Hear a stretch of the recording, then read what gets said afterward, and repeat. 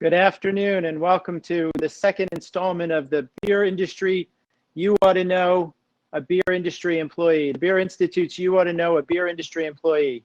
I'm Jim McGreevy, the President and CEO of the Beer Institute, and we are happy to have some of you back from the last time we were all together talking about the work that's done by various folks in the beer business. The first installment of our web series we talked to a brewer from a small brewery in Baltimore, and today we have the privilege and the opportunity to talk to one of the premier salespeople in a beer importer in the United States, specifically Heineken USA. So welcome to Zahin Qayoumi, who is the Senior Zone Director in Los Angeles, California for Heineken. Welcome, Z. Thanks for having me, Jim. Happy to be here. It's great to have you here. We're pleased to have you and obviously all the folks that are watching in your offices, in your homes, wherever you are. We want to give you guys the opportunity to hear about some of the interesting jobs in beer. And Zahin, who goes by Z, has had a very interesting career, and we want to explore that over the course of the next 45 minutes or so. So Z, thank you for being here. I hope it's a lovely day in LA today. Probably most of them are. Why don't we start by talking about your job, Senior Zone Director in the West Coast. Tell us about what you do. Absolutely. So as Senior Zone Director for Southern California, I've got a great team of 20 individuals, 6 direct and 14 indirect reports. And we partner directly with Southern California wholesalers on managing our brands. So it can be something as big as launching a brand like Heineken Zero in the market. It could be something as small as our monthly business objectives to ensure that our display metrics for Tecate and Dos Equis are met. So really partnering with our wholesalers day to day, make sure that our brands are getting out there and sold in the right way. So you're the keeper of the brands, and the chief salesperson in your area of California for the Heineken Portfolio. Exactly, that's correct. So while Heineken is the big name everybody knows about, we have a lot of other brands that we import specifically from Mexico. Obviously, Tecate, which a lot of people know about, as well as Dos Equis, 2 brands that we import as well. So we work really closely with our distributors on these really core 3 brands, you would say. We also have a lot of great other brands that we import, whether from Europe or from Mexico, as well as a couple of innovations that we're launching right now. So it's an exciting time at Heineken USA, especially in Southern California. So how did you get to Southern California working for Heineken? You've had a various career in food and beverage. Why don't you talk a little bit about that? Absolutely. So my background is I was born and raised in France, moved to the U.S. In the Midwest specifically. I went to The Ohio State University. For those members from the Ohio delegations, it was an amazing time at Ohio State. And then I had the chance to join Nestle, first in Los Angeles and then in New Jersey. I was both part of their U.S. business unit in Los Angeles, as well as the nutrition unit over in Florham Park, New Jersey. But I was mostly in finance. I did everything from supply chain finance to marketing finance. And when Heineken USA recruited me, I had the opportunity to really look at this whole new segment, which was beer. And while working in food and beverage so many years at Nestle, beer was always very interesting to me. Obviously, growing up in France, Heineken's almost a 30 share, so it's a big name. Everybody knows the name. And learning more and more about Heineken made me want to join the challenge of being part of this great organization. So I started out in New York in finance, mostly on sales finance, working with the East business unit that we have out there. Internally, Heineken USA is very supportive in moving into different markets, different roles. I had the opportunity to move to Los Angeles or back to Los Angeles and take a role leading the finance team for the West Region business unit. So I've been doing that for a couple of years. And just about a year and a half ago, again, Heineken USA very supportive of us having opportunities to move in roles internally and get different experiences I had the opportunity to move into sales. So it's not too often you see a finance or career finance person like myself, after 10 plus years in finance, move into sales. But I had the opportunity to do that about a year and a half ago, and it's been great so far. So I've been leading the team here in Southern California and having a great time doing it. So often you think of finance people as sort of not very personable, sort of the green eye shade types, and salespeople being very boisterous and aggressive. And what have you learned what did you take from your time in finance that has helped you be a good beer salesman?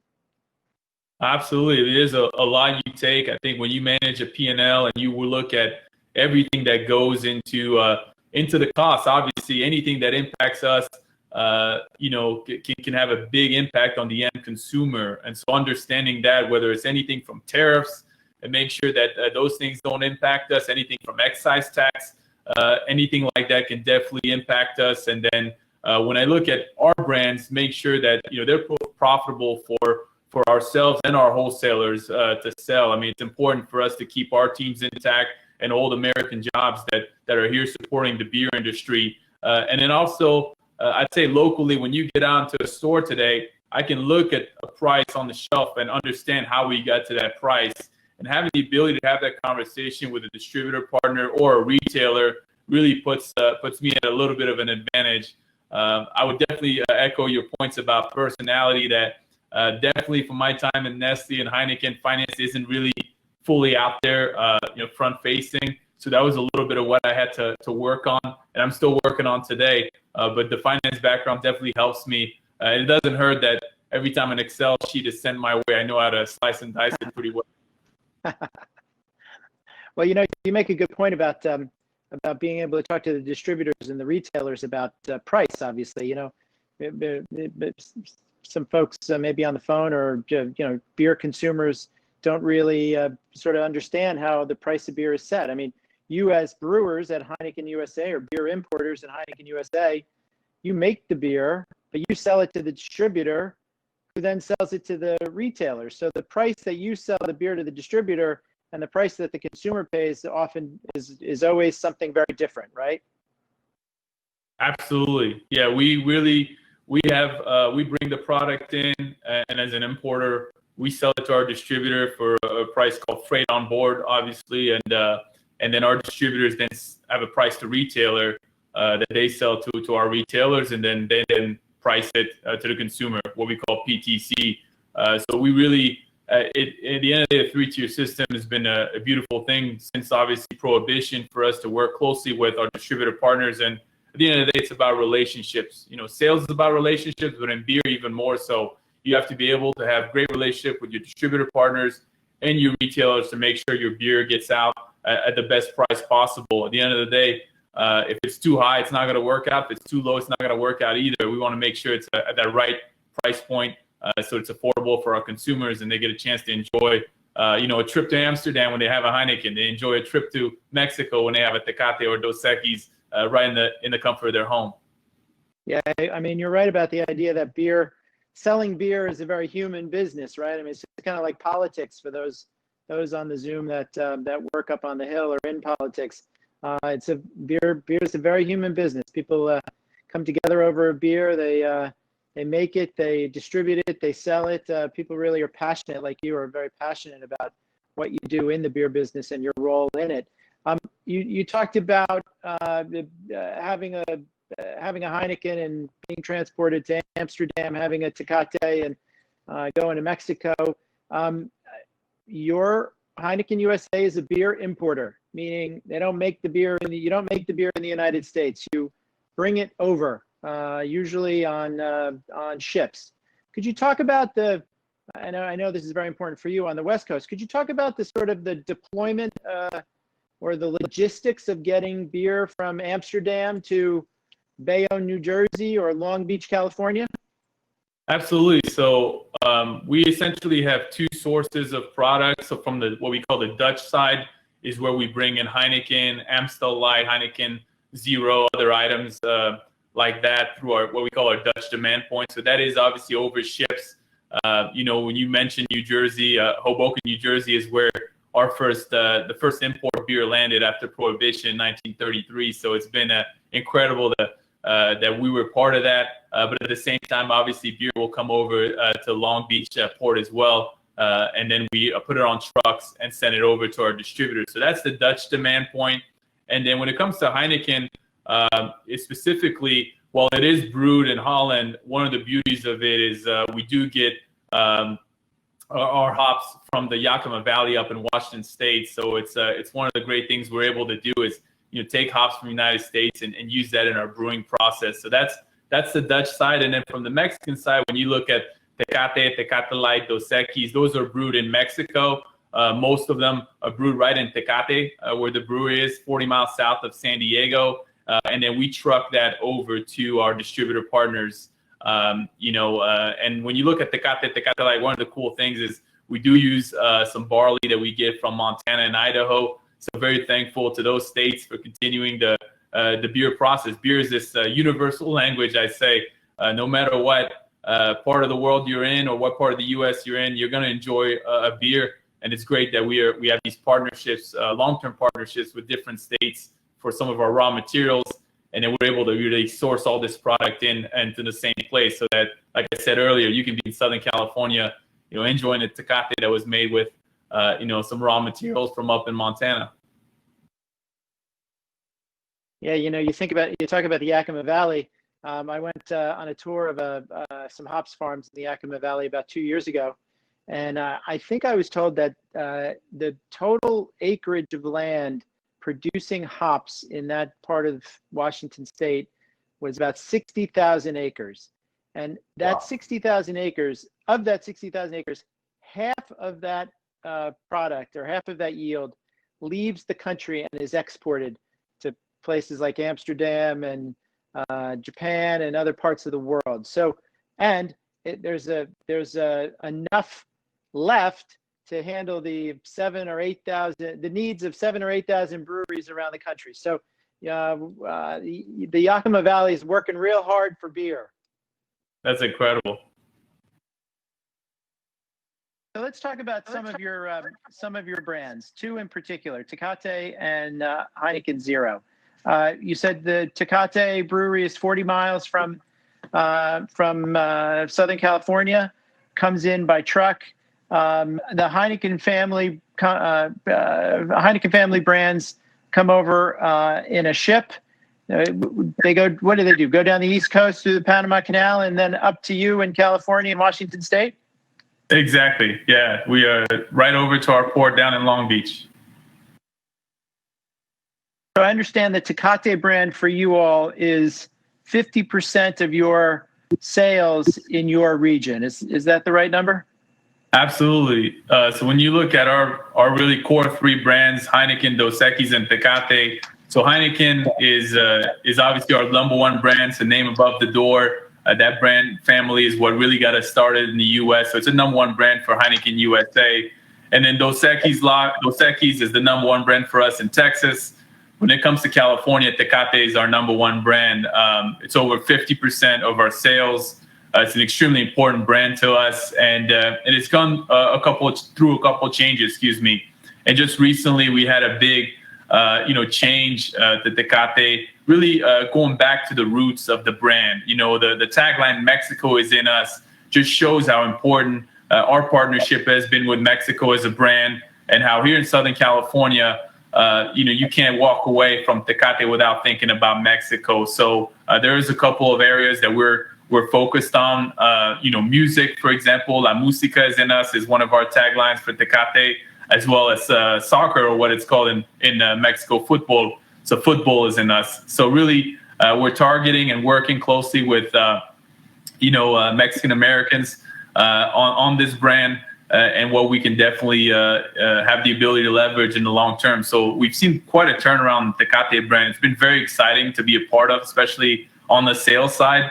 When you're used to going into stores and seeing a brand that's kind of been out there for a while with not a lot of excitement, all of a sudden, just in this last year and a half, we're seeing some tremendous excitement, really led by the Tecate brand team, our leadership out west, and really an overall arching message from our CEO, Maggie Tymony, around Turnaround California. And turnaround California doesn't happen until we keep pushing Tecate, and they've done a great job supporting us doing that. Maggie Taimany, the first female CEO in U.S. beer, I think maybe ever. So she's been at the helm of your company for about 2 years now, after traveling the world for Heineken and other places. Yeah, no, she's been incredible. Since she's come on board, we've definitely seen some really great improvements as far as how our brands are being marketed. We've seen some great improvement as well as our overall focus. One of the things that Maggie has said is because we're such a big name globally, maybe we moved a little bit slower, and she has a target to make us the most innovative beverage company here in the next few years, and we're seeing that come to life, whether that's with our existing brands or that's happening with our newer brands that you see over my right shoulder. A couple of innovations that we're going to be launching here in Southern California. So it's really exciting to see what she's done for our company. The whole management team's been very supportive of us here in California, so we're very excited. You've got different brands for different consumers, different tastes, different price points. Beer is all about price points. We have economy brands, we have premium brands, and then we have sort of super premium brands, which oftentimes your Heineken brands are in. Could you talk a little bit about how you look at the consumer? A Tecate drinker may not be a Dos Equis drinker or a Heineken Zero drinker. How do you think about the consumer?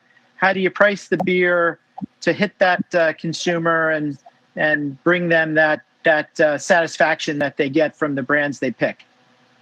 Absolutely. I think it's one of the most interesting things when you come over from the food and beverage industry into beer, and you say, why is this beer this price, etc. So when you start, to your point, on the premium place, which is where we play right now with Tecate, obviously you have Bud Light, Coors Light, and Tecate Light at that same price level, what we really call the 100 index. So that consumer, everyday consumer, definitely sessionable lagers is what they're looking for. And then when we look at some of our higher end products, which are closer to 150 to, we'd say, 165 index, is where you have Dos Equis and Heineken, and Dos Equis and Heineken are your more premium imports, obviously used in special occasions. On the weekends, you're having family over. That's the kind of beer you're bringing over. So a little bit pricier, obviously, but definitely more likely to be in a bottle versus a can, even though now we're selling a lot of Heineken cans, as we've seen the big craft phenomenon behind can happening. So when we look at the consumer, there's different occasions, right? The same consumer could be buying a Tecate during the week and buy Heineken and Dos Equis for the weekends. The same consumer may look at our brands and say, hey, I want something crafty, and look after Bohemia, which is a Mexican craft beer that we have that's brewed in Mexico that we import. Some of our folks will be first generation. They'll prefer Carta Blanca, which is more of a first generation Mexican-American preferred beer. And then when you look at our Dutch portfolio, one of the beauties of it has been Heineken Zero. Heineken Zero, we had a lot of skeptics when we first started, but it really came full circle for me when we sponsored the Los Angeles Marathon just a few months ago. To see all the great branding on Zero, people enjoying Zero, and skeptics no more. It's all about now you can. And I have a lot of friends and family around the United States now that either didn't drink beer or didn't like beer, and now they're drinking beer because of Heineken Zero.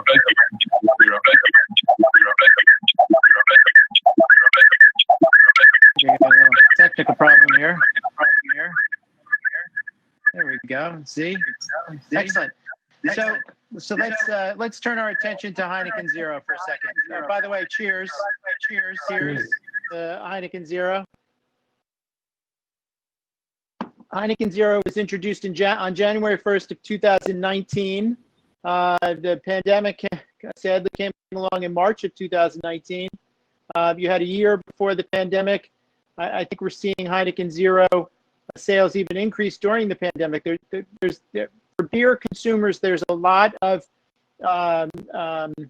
importance around health and wellness issues. So talk a little bit about Heineken Zero in the U.S. Talk about how it started in Europe and what the learnings were from there.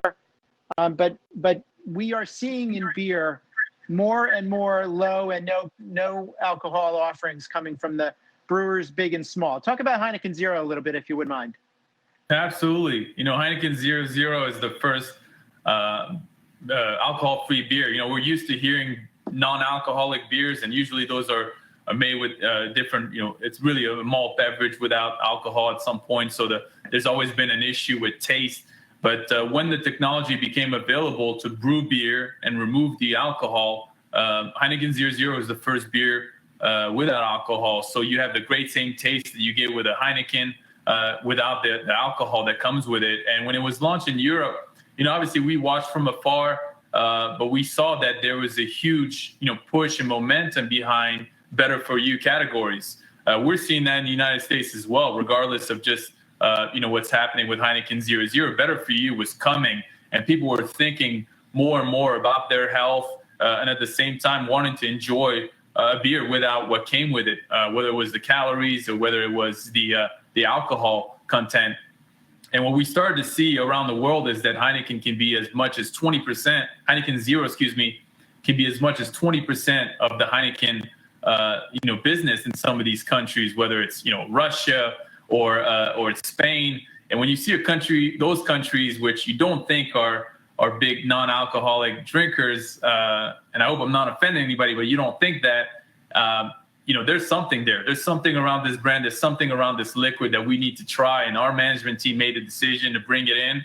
And when we got our hands on it, there was a lot of skeptics. And I know a lot of folks thought, who's going to go out and spend good money on no alcohol? And we saw right away some really interesting things. Number one, dry January was a bigger thing than we expected. We ran out of stock because of dry January. A lot of people participate in whether it's dry January or sober October, and usually an opportunity to reset, but they still want to drink a beer when they come home from work.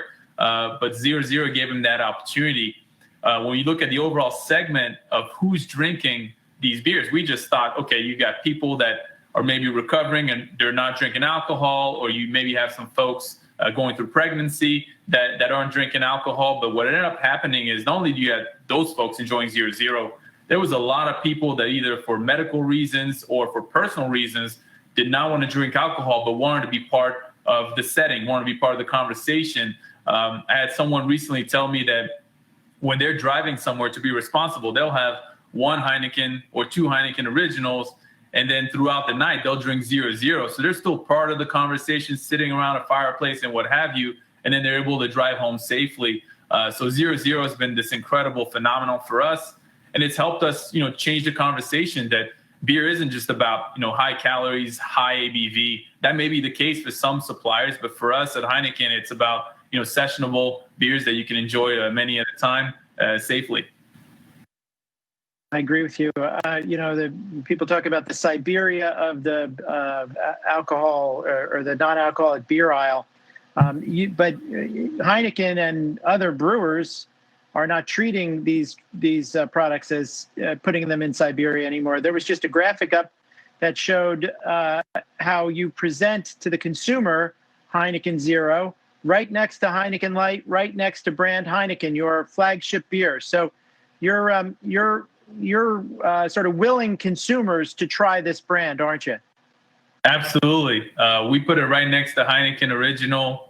We push our retailers to put it right next to Heineken Original on the shelf.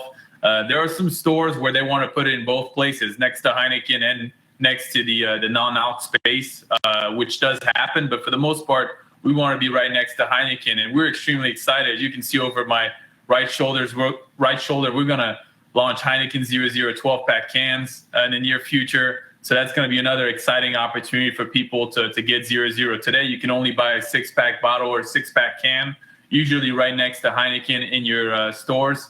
But pretty soon, come the end of this year, beginning of next year, you'll have the ability to buy a 12-pack can of Heineken Zero. So we're really excited. And it's been great for the Heineken brand as well. When you see a premium product like that, it reminds people of how great a brand Heineken is. Heineken is still owned by the family.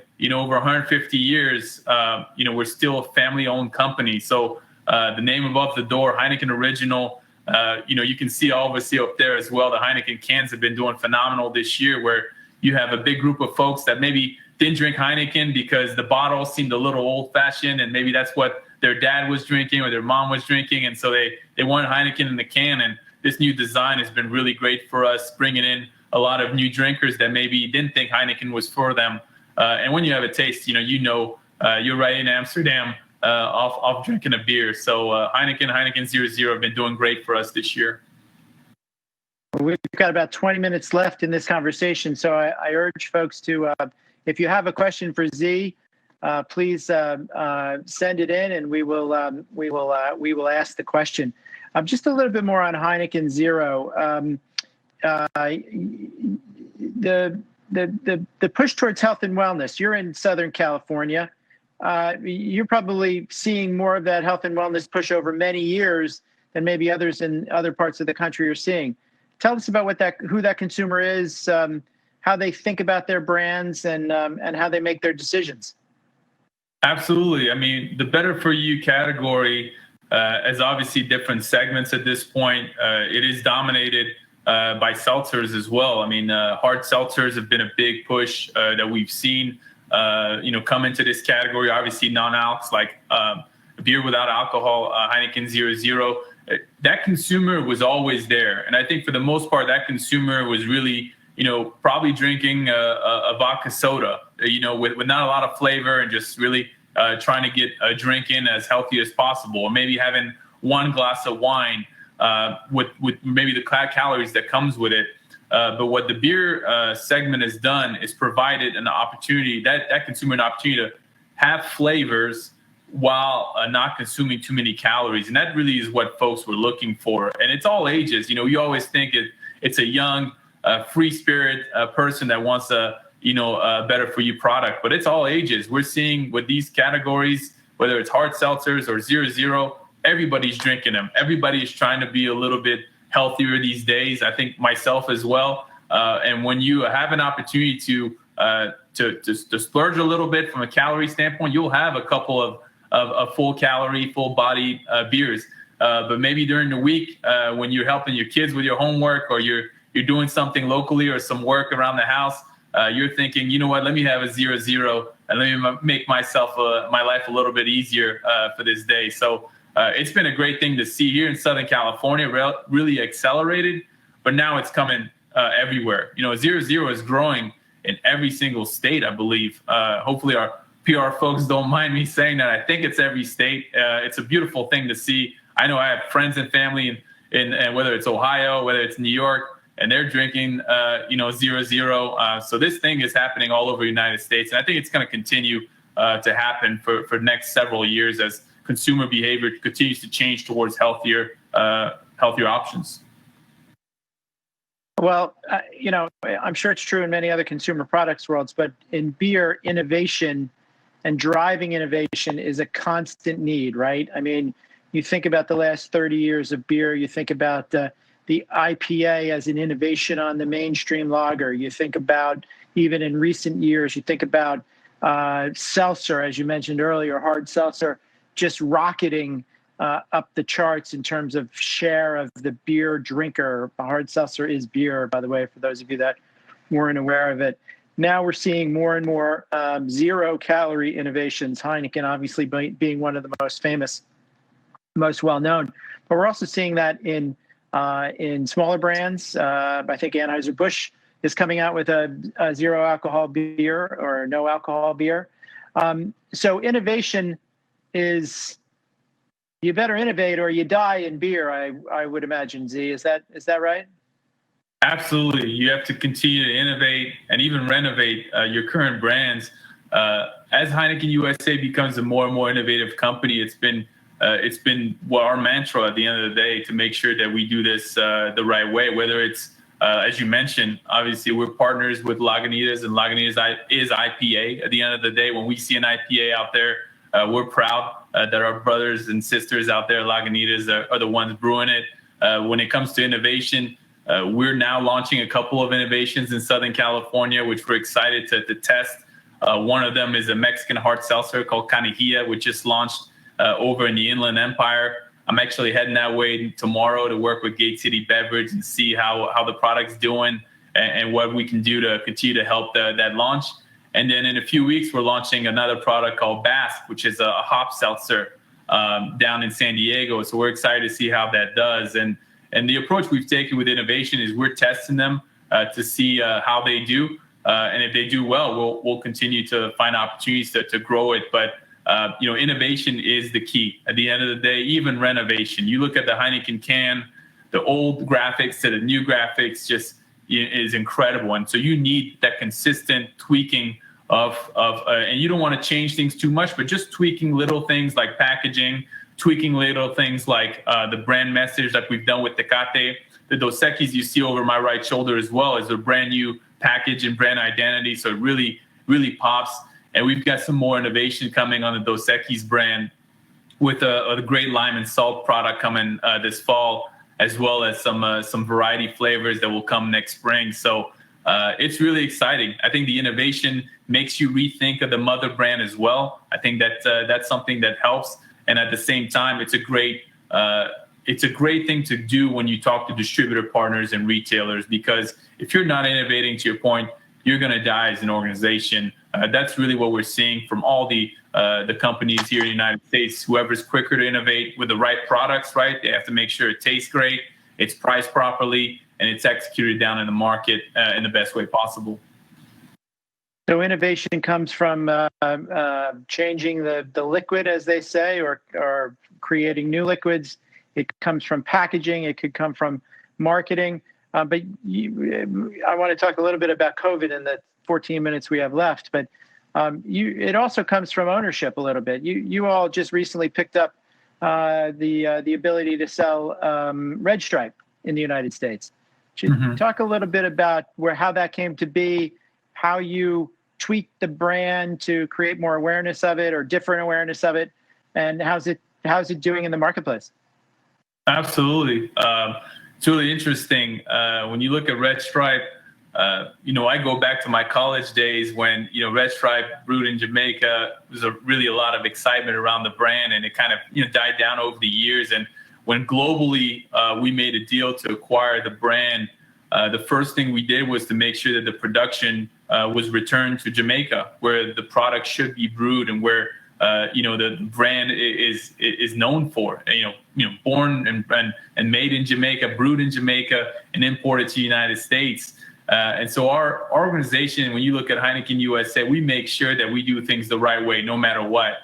And when the organization made that decision that no matter what, we got to return production down in Jamaica and then import this beer like we've always done, or like it was always done before our ownership, we had the ability to bring this beer in with not a lot of pressure to go and drive sales like crazy. We brought the beer in, especially in California.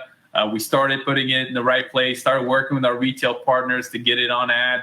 Obviously, our distributor partners have been very supportive in bringing the beer in into the network. And slowly you start to see, Red Stripe growing again. It's one of our brands that has grown during COVID, which has been incredible. So as people are stuck at home, they're going to the store and they want to, find different experiences. As I mentioned earlier, you'll have a Heineken and feel like you're in Amsterdam. You'll have a Dos Equis, you'll feel like you're in Mexico. And then when you have a Red Stripe, you think like you went down to Jamaica. I've never been to Jamaica, but I know that every time I have a Red Stripe, I feel that experience. And it's just a great brand.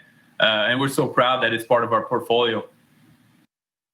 Well, you'll have to get there for a real visit one of these days, maybe after COVID or something. So let's talk a little bit about COVID. March 13 or so, things start to shut down, the major sports leagues, college basketball, but a very important time in beer, St. Patrick's Day, NCAA basketball tournament, all the major events that you as the chief salesperson in Southern California are getting ready for, all of a sudden didn't happen. What was those first few weeks of COVID like, and how has it shaken out over the course of the last 8 months for selling beer, specifically Heineken brands? Yeah, it was really tough. First and foremost, my condolences, prayers, sympathies go to all the families of the over 200,000 loved ones that we've lost. We in Southern California lost a team member Jeff Gazarian, who was on our team, passed away due to this awful virus. And so it was extremely tough on us here locally, on our entire team.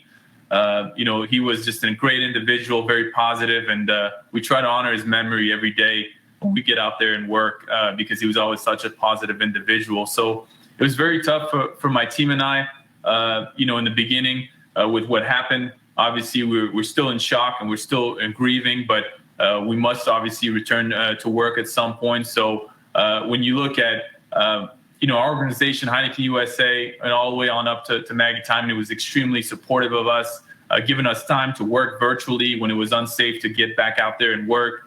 And then slowly, my team has been back out there working with obviously social distance and PPE equipment that we've been supported with to make sure that when we get back out there, we can work safely. The COVID impact has been massive, where you've seen these two areas where the off-premise has skyrocketed, where a lot of our sales has shifted over.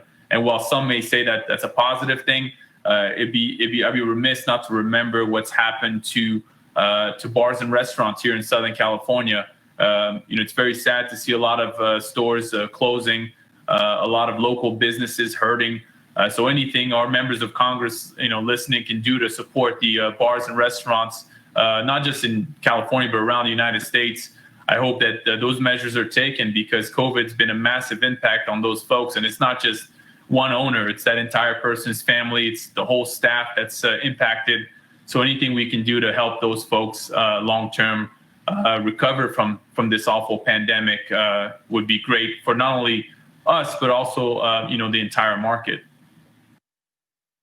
Well, my condolences on the passing of Jeff. That sounds like it was very tough and very early on in the pandemic. So my condolences. You saw 60% or more of the bars in Southern California close. And as you say, related to hospitality, many of those aren't open yet, or if they are, they're only open at about 50% capacity. That's correct. Beer is an on-premise. Go ahead, please. Sorry. No, I just going to say to your point, when you look at outdoor dining is open in most counties in Southern California. So we do have outdoor dining, which is good. Obviously safely, some of these accounts have been able to open. It's still warm outside, so we're able to be outside. I know some states are starting to see a little bit of cold, but I'm sure folks are investing in heating lamps and things like that from an outdoor standpoint.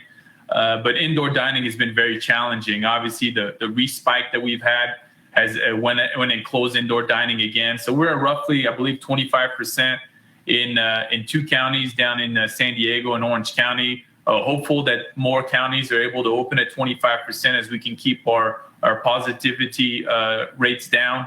But long term, I don't see us getting back to 100% right away. I think it's going to take some time into 2021 for us that to happen. So we need to be as supportive as possible to on-premise accounts, bars and restaurants. These local businesses have been great through the pandemic. They've found ways to be creative, to make sure they stay open, whether it's to-go opportunities, with beer as well. So it's been phenomenal to see their resilience. So we're hopeful that things get better. They're able to open more and more safely, and we have the ability to continue to support them. I think as consumers, we love getting together with family. We love having beers at home, but the occasional trip to the restaurant, the local pub, is a special one. And even just for me, when you talked about sports, I'm thinking right now you've got the NBA Finals, you've got the NFL starting again, and you've got college football. As an Ohio State alumni, I want to go to my local Ohio State bar to watch the games, but I know there's very limited seating, and it's going to be challenging to get in there. So I hope things get better so we can get back to the bars like they're doing all over the world, and be able to enjoy a Heineken.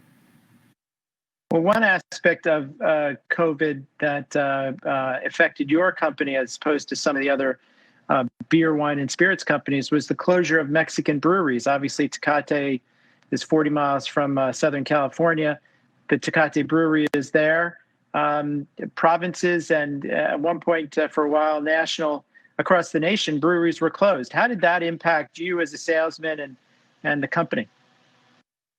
Well, having inventory is one of the most important things when you're an importer of beer. So it was very challenging. You had bare shelves, and it's not just for us, but it impacted us quite a bit here in Southern California, where we were still able to bring Heineken since breweries were deemed essential in the Netherlands. So we continue to brew Heineken and ship it to the U.S. Unfortunately, Dos Equis and Tecate, we didn't have the ability to brew for quite a long period of time. So number one, we ran out of stock at our distributors, and slowly you could see that the replenishment time was going to be very slow. So number one, it's the most challenging place you can be in here as an importer, where you don't have your product and your consumer wants it, right? So consumers who wanted the Tecate or Dos Equis weren't able to get it for a couple of months. And we started to see slowly some Tecate and Dos Equis trickling in towards the middle to the end of the summer, a lot of it on allocation. So it was very challenging working with all of our distributor partners to make sure that everybody got enough beer just to fill the shelf. So we didn't really have displays on the floor, but just beer on the shelf when you walk into a store. And we're just now today, I would say I just had an inventory meeting this morning. This is the first time I feel a little bit more comfortable on our core items. So our top selling items for Tecate and Dos Equis are now in stock. We're able to get them to our retailers, and our consumers are able to buy them. But our secondary items, whether it's Bohemia, Carta Blanca, some of our smaller packs, which aren't as high a velocity, those are still getting back in stock. Even our draft kegs, it's been challenging getting those over here. So there's a big influx of, trucking capacity constraints and things like that we're dealing with. But at the end of the day, the light is at the end of the tunnel. It's been a really challenging 6 months, but the day-to-day communications, our distributor partners have been incredible, very supportive and flexible when we brought the product in to help us move it around Southern California. Our retailers have been extremely supportive to make sure that they gave us some time to get back in stock. Usually if you're out of stock for 3, 4, 5 months, you might, get deleted off a retail shelf, but our retailers have been extremely supportive to ensure that they give us time to get back in there. Let's just end a little bit on some of the politics of beer.